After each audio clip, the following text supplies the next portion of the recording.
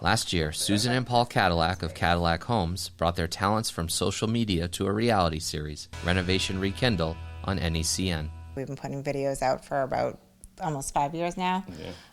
And it just kind of grew from there. People started asking about clients, seeing clients in the videos, and then also from putting all the videos out, we were getting calls from production companies and different things, and that's how we came to meet our producer. It was kind of the next natural Yeah. evolution of the videos that we were already doing. Luckily, people watched them. That was all I was happy about.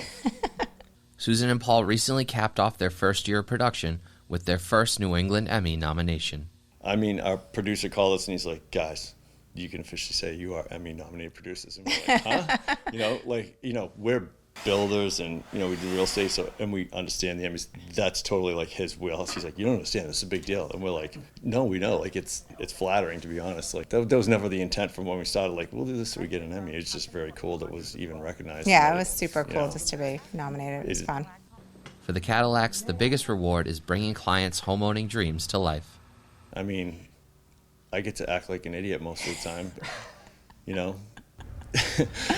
and people keep watching it, so it lets me continue to do that. I would say my favorite thing about the show is that I think having the clients not see it until the end, like, to me, that's fun because it's kind of more pressure on me, but I also think it's more fun because we have to make sure that it looks a certain way and that it's, and that it really kind of is everything that they were hoping for. Like Susan said, it's cool how she can pull a few ideas out of their head and kind of paint that canvas for them, because I think people, they know what they like, but they don't necessarily know what they want, and it's hard for people to articulate it sometimes. It's called therapy. I say we have house therapy sessions, right. And that's, I just ask a lot of therapeutic questions and figure it out.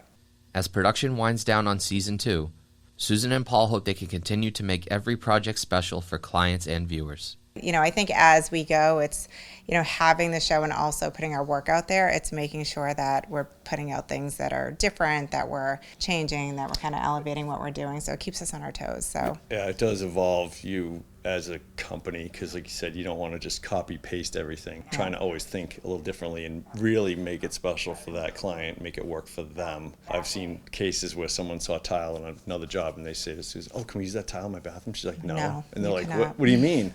She's like, no. She's like, that tile's special for them. Own. We'll find one for you. It's just as special, so it's really making it catered to what they need.